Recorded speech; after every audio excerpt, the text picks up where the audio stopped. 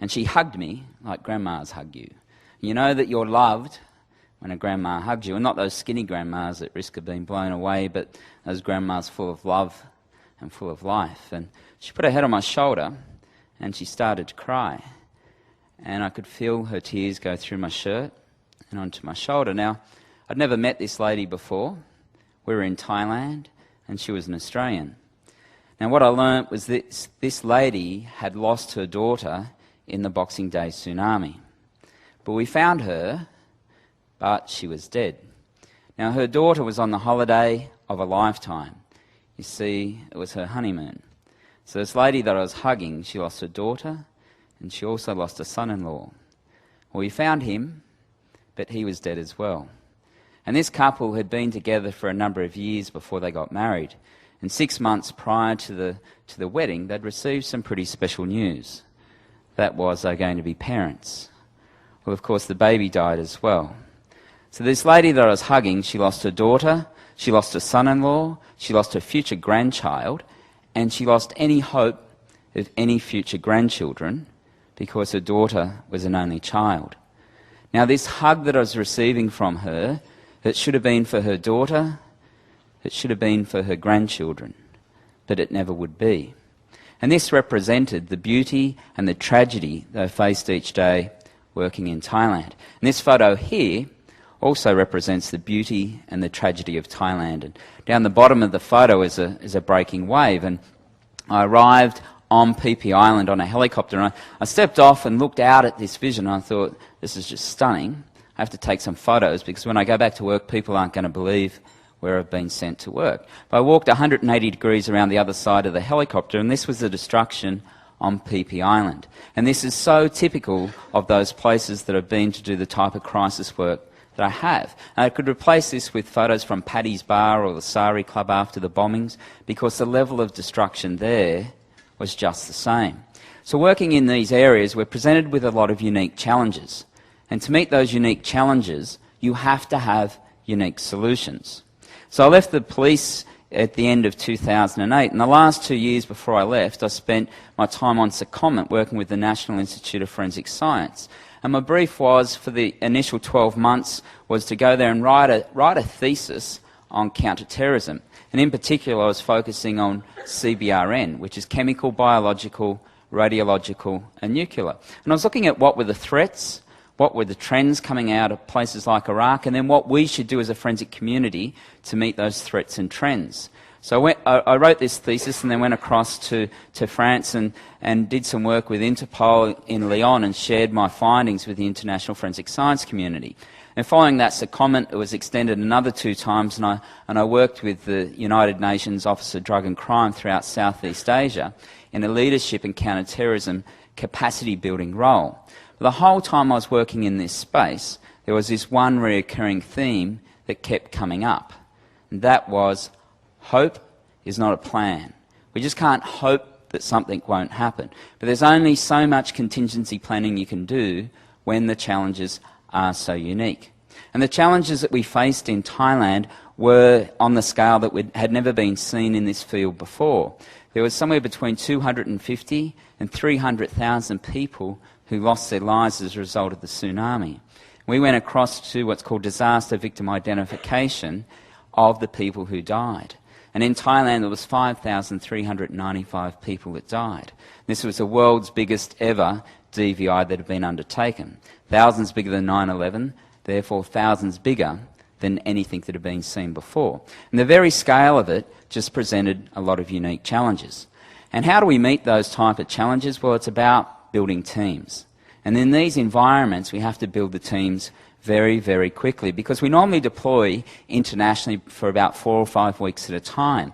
You don't have a lot of time for team building exercises. You don't have a lot of time to take people away for a love-in and get to know one another. You just have to start functioning so very, very quickly.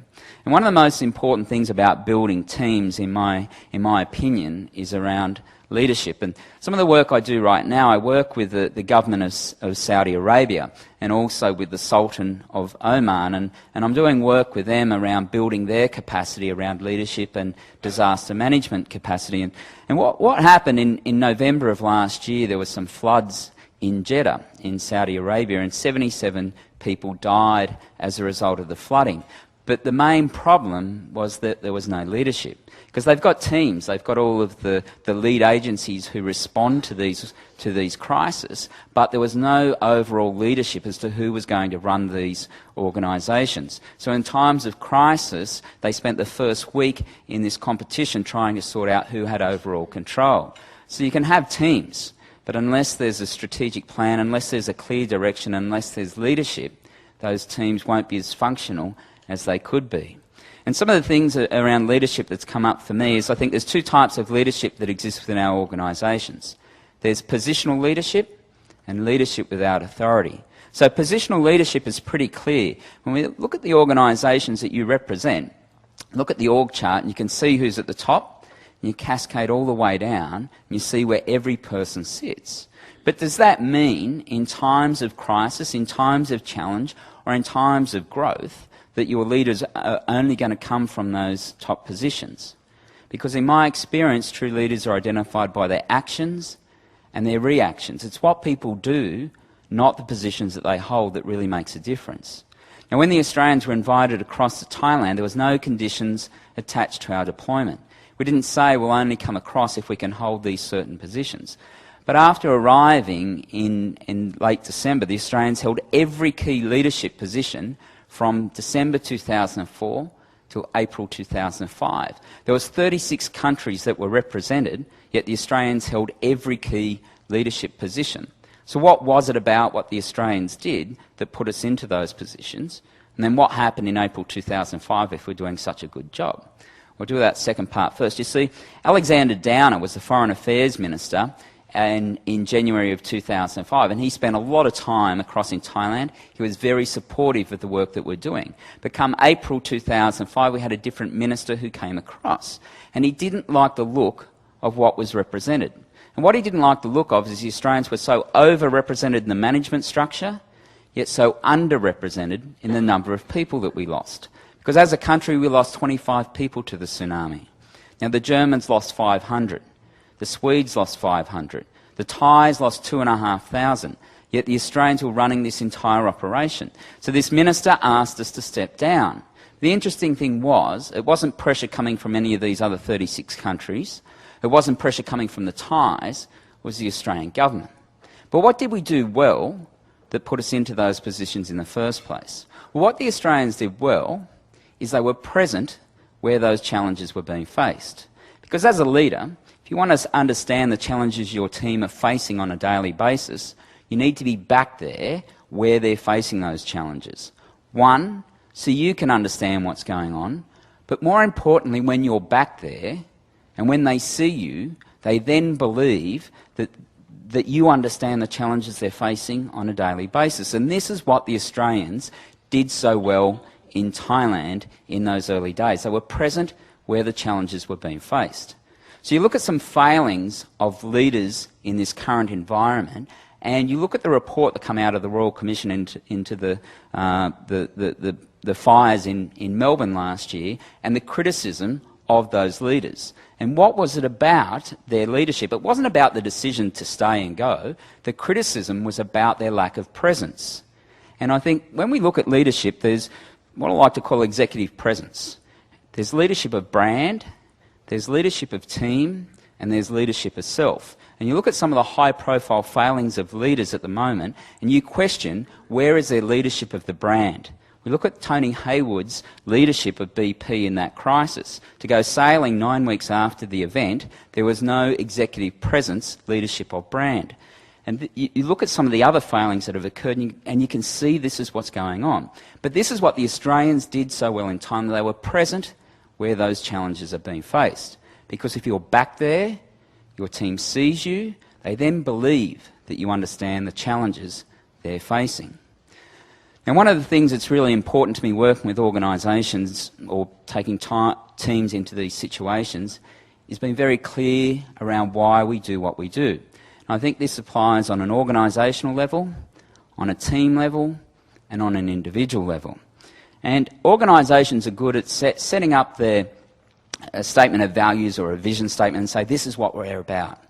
And it's good if you've got that congruence, if the team understand why that direction's been chosen and how you're going to get there. If there is that congruence, good chance of being successful.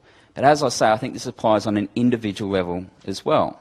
So what's it about for me? Well, when I joined the COPs 20-odd years ago, the idea of working internationally and spending a lot of time away from home was never on the cards. But after the work we did in Bali, we'd pretty much cemented our role that if something else happened in Southeast Asia, we'd be called upon to go and assist. And that's exactly what happened after the Boxing Day tsunami. I was on holidays on the south coast of New South Wales. I got a phone call. They said, "Can you come back to work and can you head overseas?" I said, "Sure, not a problem." And when I went, there was immense support for my family and from my family. And I don't know if you guys can take yourselves back 5.5 years, but those events absolutely captivated our attention. It was the lead story of all the electronic media, the print media, and we wanted to know what was happening in Aceh, in Sri Lanka and Thailand. And then there was this unprecedented outpouring of support for the people who had lost so much. So I spent a bit over a month over in Thailand in January, and I came home and I flew home alone because the team I'd been working with had come home before me. I'd stayed to do a handover to the new incoming team. I arrived back into Sydney. It was 6 o'clock in the morning. And I got off the plane and I was walking up the aero bridge, and as I get towards the top of the aero bridge, there are 4 people standing there. They're clearly waiting for someone, and 3 of them are dressed in suits and 1 of them's in customs uniform. Now, the thing that concerns me most about the presence of these guys is 1 of them is a work colleague of mine.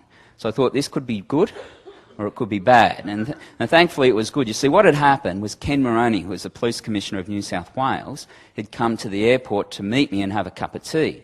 As a sign of the leadership of